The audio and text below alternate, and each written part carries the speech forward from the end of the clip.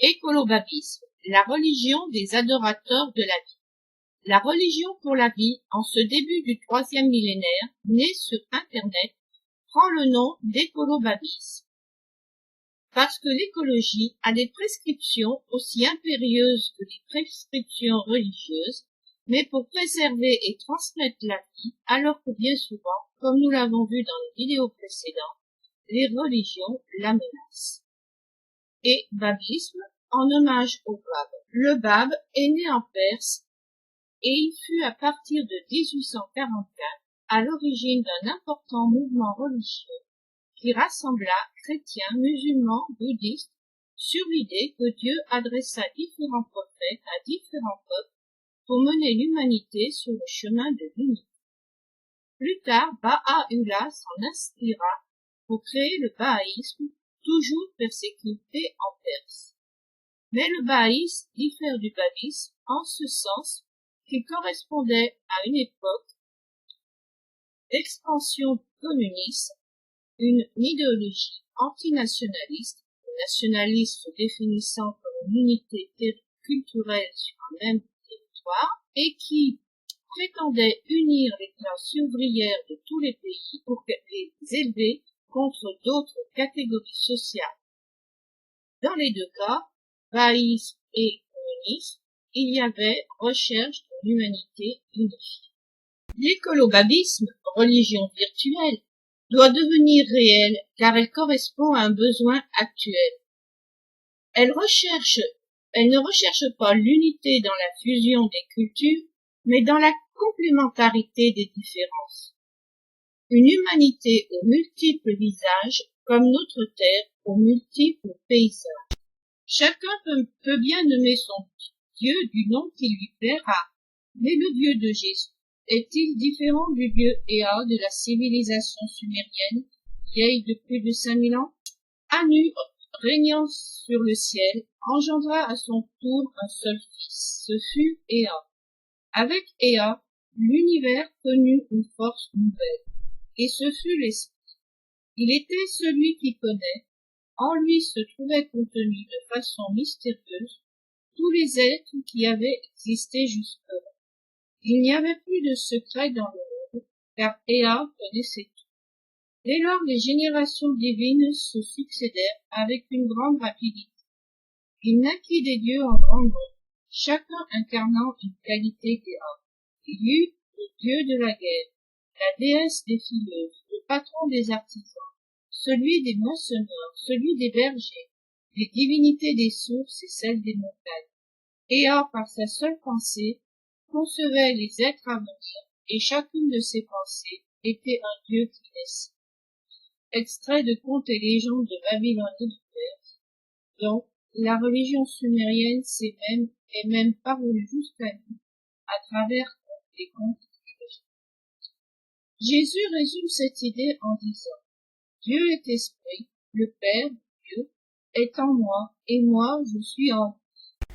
Les groupes écolobabistes ont donc seulement en commun la volonté de protéger la vie et survie en s'organisant pour faire face à un cataclysme, le respect et la défense du patrimoine génétique de l'humanité et pour cette raison refus de l'usage du nucléaire, sauf dans le domaine de la conquête de l'espace. Le Dieu des écolobabistes, c'est la vie, peu importe le dogme divin auquel il se rattache, ou ne se rattache pas d'ailleurs. Dieu matériel créateur des francs-maçons, ou bien celui des monothéismes issus du monothéisme judaïque, ou encore esprit communautaire nationaliste ou autre, corps de métier comme dans le dogme sumérien de Ea et les fils d'Ea.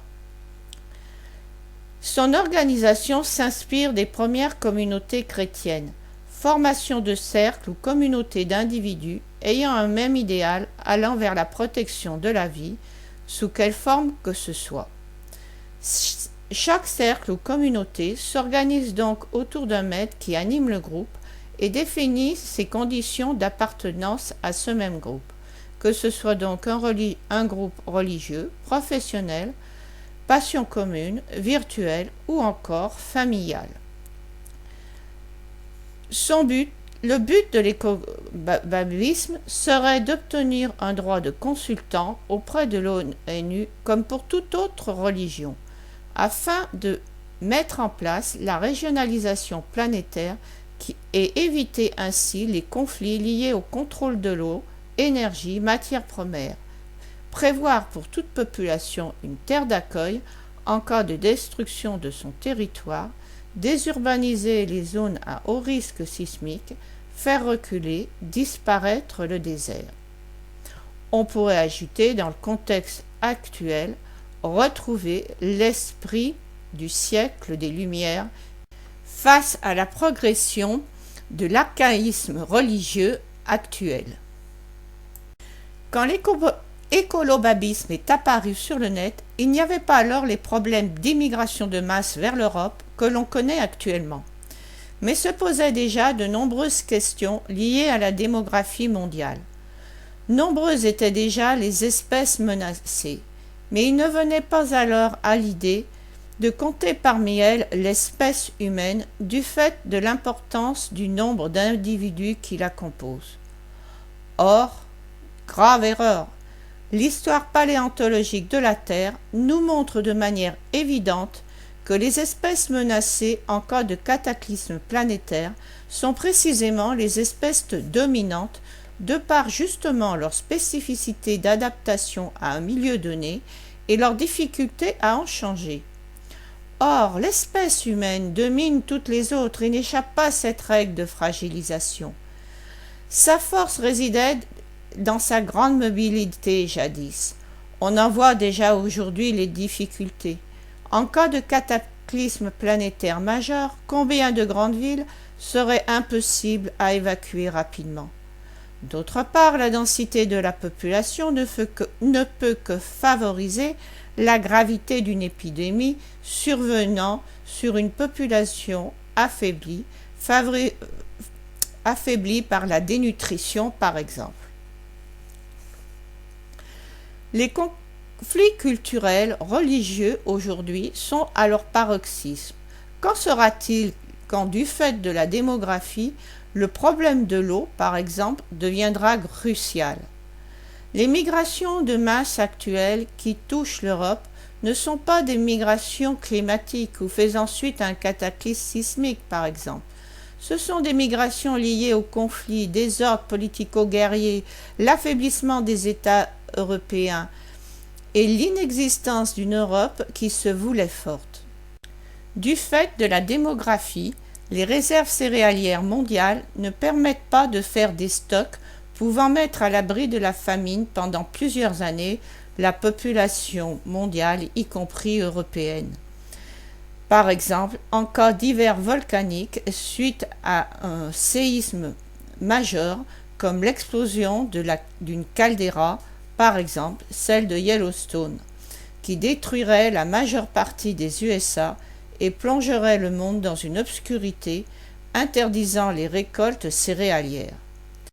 Pour y survivre, bien sûr, il serait bon que les moyens de prévision volcanique progressent, mais aussi faire des stocks de céréales à l'échelle mondiale permettant de nourrir la population sur plusieurs années. C'est loin d'être le cas. Et compte tenu de la progression exponentielle de la démographie mondiale, une généralisation du contrôle des naissances à l'échelle mondiale devient nécessaire. Or, ce n'est certes pas la progression de l'islam radical et ses ambitions belliqueuses réclamant une forte natalité qui ira dans ce sens-là. Ceci est donc la plus grave et la première des raisons pour lutter contre le natalisme favorisé par l'archaïsme religieux. Mais à cela s'ajoute le déséquilibre nataliste en faveur des populations observant un islam radical par rapport au reste de la population. Voyons quelques courbes d'évolution de la population mondiale. Nous sommes passés de 2 milliards d'individus pour la population mondiale en 1930 à 3,3 milliards en 1960, puis 7 milliards en 2010, soit près du double en 50 ans. L'estimation pour 2040 serait de 9 milliards, soit le triple de la population en 1960. En 2016, la population mondiale est estimée à 7 milliards 432 663 000 individus. L'augmentation de population concerne surtout l'Afrique, dont la population devrait doubler dans les prochaines décennies. Mais aucune projection ne peut être sûre, car elles peuvent être mises à mal par des choix politiques. La politique de l'enfant unique en Chine, en vigueur depuis 1979, a pris fin le 29 octobre 2015, autorisant 2 enfants par couple.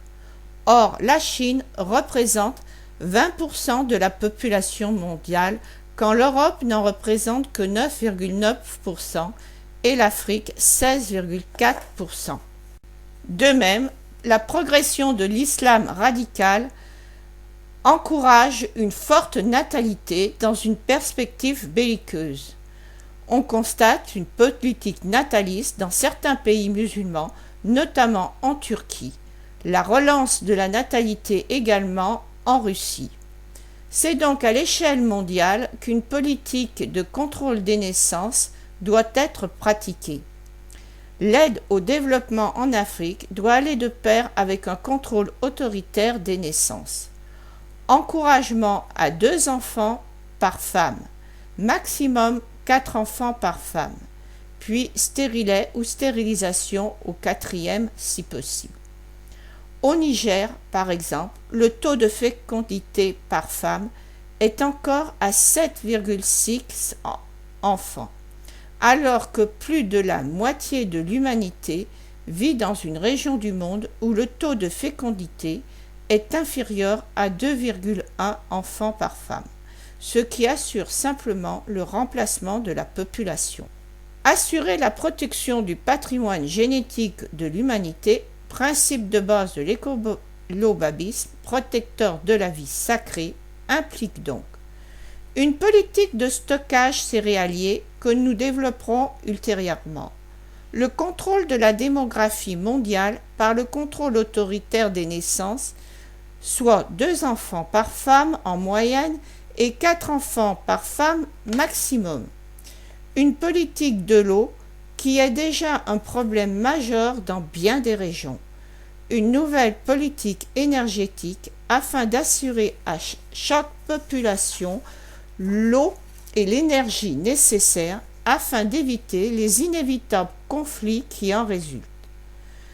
Nous voyons donc que ces enjeux soulèvent à leur tour un enjeu majeur, la capacité pour l'humanité de s'organiser ou non dans l'intérêt de tous à l'échelle internationale planétaire. C'est ce que nous étudierons également au cours de cet exposé. Terrible enjeu alors qu'aujourd'hui l'Europe semble se désagréger, en proie à une crise économique et une migration de masse pour des motifs économiques ou de guerre, et non pas dans le cadre d'un cataclysme touchant une grande zone continentale, cataclysme volcanique ou montée des océans suite au réchauffement climatique notamment, en ce qui concerne, par exemple, pour le réchauffement climatique, les Pays-Bas ou la Hollande. Voici quelques chiffres. 1960, la mer d'Aral était le 4e lac du monde en superficie et s'étendait sur 67 000 km². Surexploité par l'agriculture par les 2 pays qui la longent à l'époque de l'Union soviétique, l'Ouzbékistan et le Kazakhstan, elle avait perdu 90% de sa surface. Aujourd'hui, un barrage qui a été construit lui a permis de retrouver jusqu'à 40% de sa surface. Mais on peut se demander, puisqu'on n'a pas résolu la cause du problème, qui était une déviation des 2 fleuves qui l'alimentaient, l'Amour d'Arian notamment, Si l'on n'a pas déplacé le problème, ce barrage ne sera-t-il pas source de dessèchement pour les régions en aval? Le lac d'Owen s'étendait sur 280 km² de surface en Californie.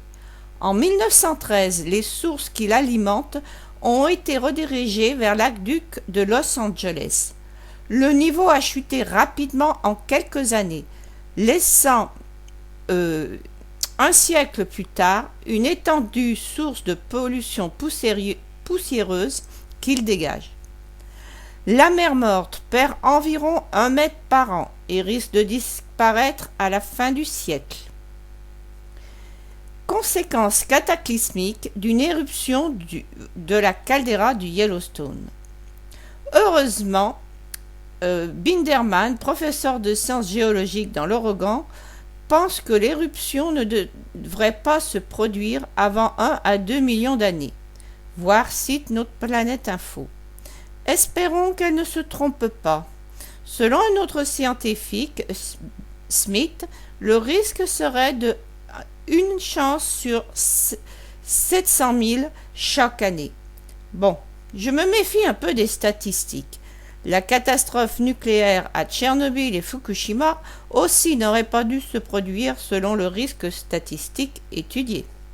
Selon le professeur Binderman, un tel cataclysme détruirait tout dans un rayon de plusieurs centaines de kilomètres carrés. Les USA et le Canada seraient recouverts de plusieurs centimètres de cendres, détruisant toute végétation dans un rayon de 1600 km à partir du cratère.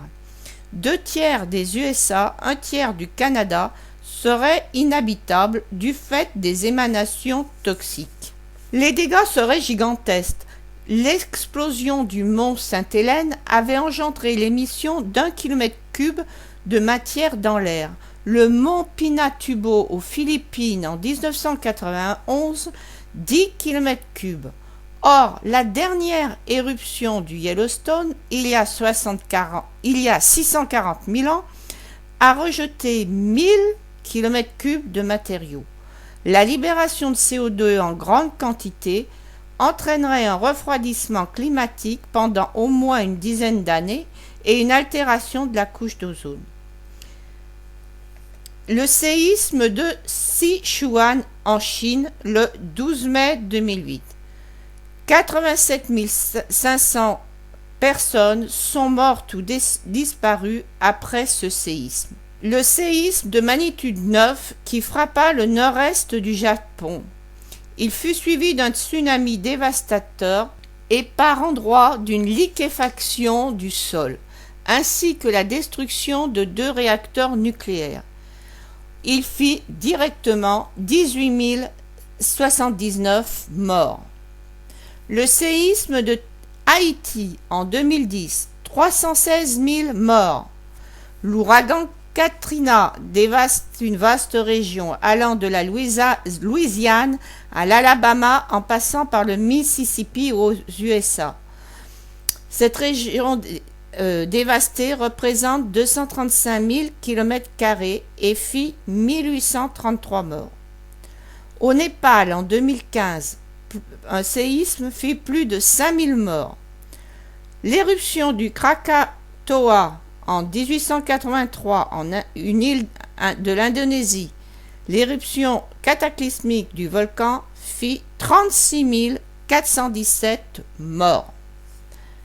L'éruption de la montagne Pelée, île de la Martinique, le 8 mai 1902, destruction de la ville de Saint-Pierre en Martinique avec 30 000 morts, 3 rescapés seulement, et d'autre part une quinzaine de navires coulés, victimes aussi du refus politique et administratif de faire évacuer l'île malgré de nombreux signes alarmants débutant dès le mois de février et s'intensifiant à partir du 22 avril. Le 30 août 1902, une nuée ardente de ce même volcan rajoute encore 1 millier de morts à ce bilan car la population n'avait toujours pas été évacuée. Par contre, les éruptions de 1929, 1932 n'ont pas fait de morts car toute la population du nord de l'île avait été évacuée. Le Vésuve, qui détruisit Pompéi, menace Naples aujourd'hui. Sa dernière éruption fit 4000 morts et actuellement une éruption se produira certainement un jour, menaçant ainsi 700 000 personnes sans que les scientifiques soient certains que les signes précurseurs permettent d'évacuer la ville à temps. Aux USA, le boom des gaz et pétroles de schiste est associé à une augmentation de fréquence des tremblements de terre dans des régions historiquement calmes. Plus de 300 séismes de magnitude supérieure à 3 en 3 ans contre seulement 21 par an en moyenne, entre 1967 jusqu'à 2000.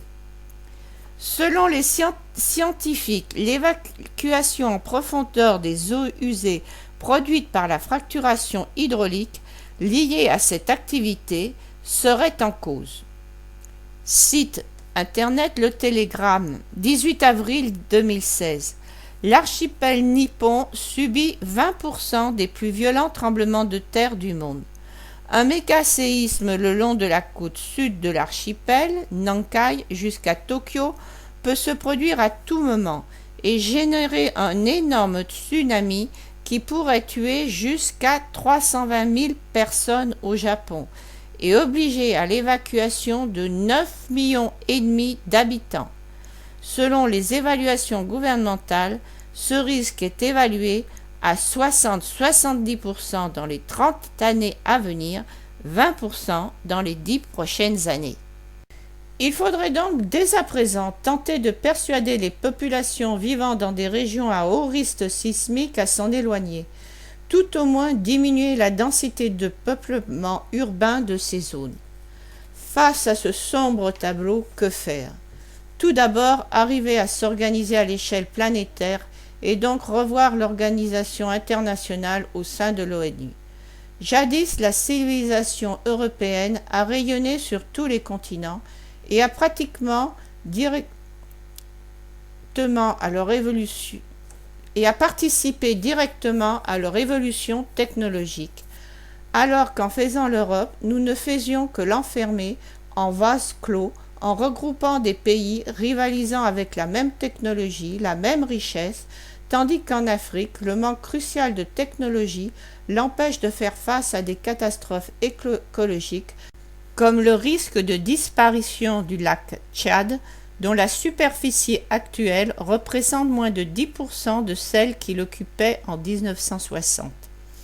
L'absence d'idéal futur, si ce n'est des ambitions guerrières d'un islam archaïque, favorise également, comme nous l'avons vu, une forte natalité, au service d'ambitions belliqueuses.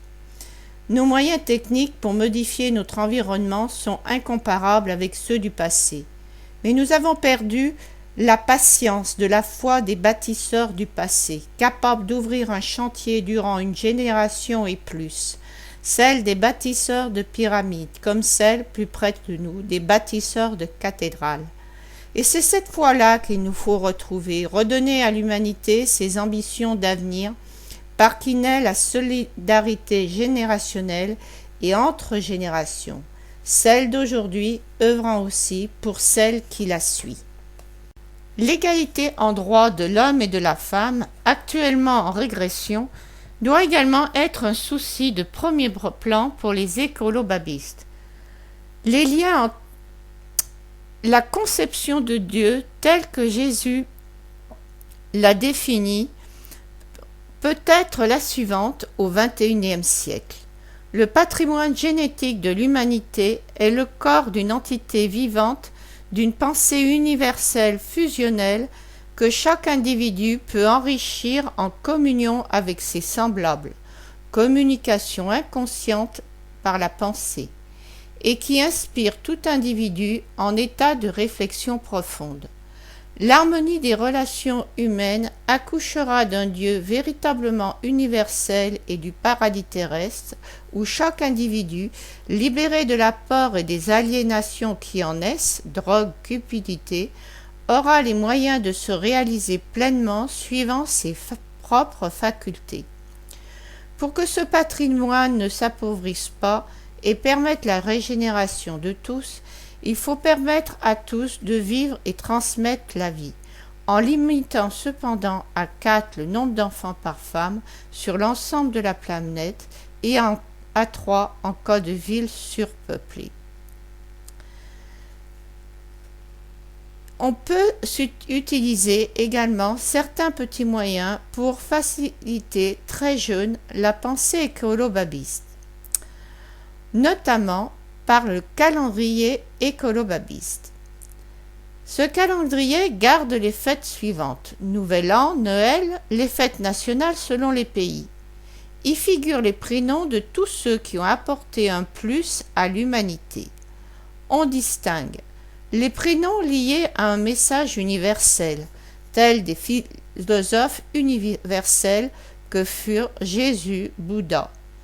Les scientifiques, de grands humanistes comme Sœur Teresa de Calcutta ou Sœur Emmanuelle des chiffonniers du Caire, ou Abdus Sattar et Safan Gilgir Edhi, à l'origine de la fondation Edhi du Pakistan, qui a ouvert des orphelinats et hospices dans tout le pays et suit avec intérêt le devenir des enfants recueillis.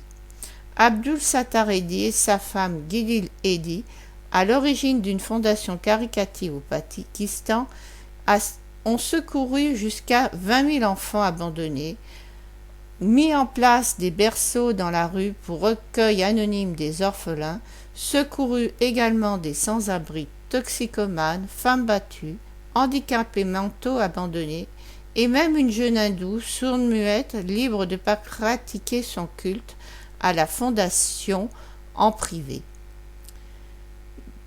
Edhi devient donc pour toutes ces raisons un prénom. Edhi, E-D-H-I. Les héros universels, comme les liquidateurs de la centrale nucléaire de Tchernobyl, ou les pompiers morts en mission, ou des créateurs artistiques ou sportifs, pour ceux qui les prennent comme modèle, ou bien encore ceux morts pour la liberté d'expression. Les héros nationaux ou représentatifs d'une communauté humaine.